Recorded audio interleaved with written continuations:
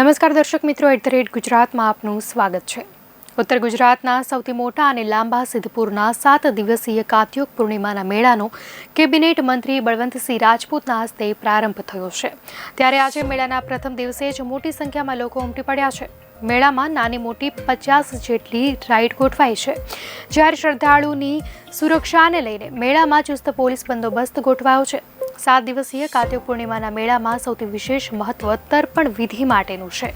દિવાળી બાદ ભાઈબીજથી તર્પણ વિધિ માટે લોકો અહીં આવે છે, જેમાં રાજ્ય અને રાજ્ય બહારથી પણ શ્રદ્ધાળુઓ પોતાના મૃતક સ્વજનોની તર્પણ વિધિ કરવા માટે સરસ્વતી નદીના તટે આવે છે। જોકે આ વર્ષે રિવરફ્રન્ટની કામગીરીને લઈને સરસ્વતી નદીમાં પાણી ન છોડાતા નદી સૂકી ભટ્ટ પડી છે, જેથી તર્પણ વિધિ માટે આવનારા લાખો શ્રદ્ધાળુઓને ખાબોચિયા સમાન નદીના પટમાં ભરેલા વરસાદી પાણીમાં તર્પણ વિધિ કરવી પડશે, જેથી શ્રદ્ધાળુઓ અને સ્થાનિકોમાં પણ કચવાટ જોવા મળી રહ્યો છે। તો આ સિવાય દર વખત કરતાં આ વખતે શ્રદ્ધાળુઓની સંખ્યામાં પણ નોંધપાત્ર ઘટાડો સર્જાયો છે।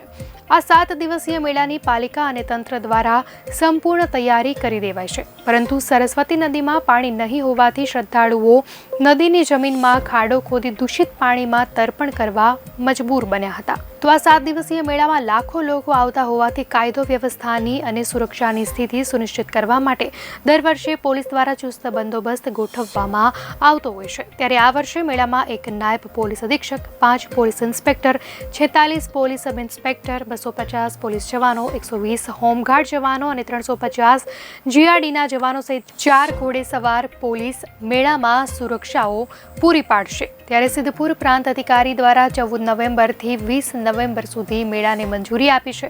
આ 7 દિવસ લોકો રાતના 12 વાગ્યા સુધી મેળાની મજા માણી શકશે। ત્યારે સમગ્ર મેળા દરમિયાન એક્ઝિક્યુટિવ મેજિસ્ટ્રેટ સહિતના અધિકારીઓ રાઉન્ડ ક્લોક ચેકિંગ કરે છે। સમગ્ર મેળા પર 70 સીસીટીવી કેમેરા અને 2 ડ્રોનથી બાજ નજર રાખવાની વ્યવસ્થા પણ કરવામાં આવી છે, અને તેના માટે 22 ટીમો સ્ટેન્ડ બાય રાખવામાં આવી છે।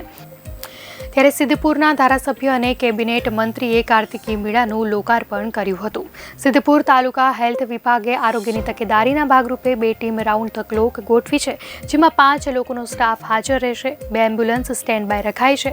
સિદ્ધપુર UGVCL દ્વારા કાર્તિકી મેળા માટે 12 નવેમ્બરથી 23 નવેમ્બર સુધી વીજ પુરવઠો અકબંધ રાખવા મેળાની જમીનમાં 5 ટીપી ઊભા કરવામાં આવ્યા છે। તો નગરપાલિકા પાસે 250 વોલ્ટ વીજળી માટે 11.50 લાખ ડિપોઝિટ પેટે ભરવામાં આવ્યા બાદ વ્યવસ્થા કરવામાં આવી છે। તો વીજ પુરવઠો ખોરવાય નહીં તે માટે 28 કર્મચારી પણ હાજર રહેશે।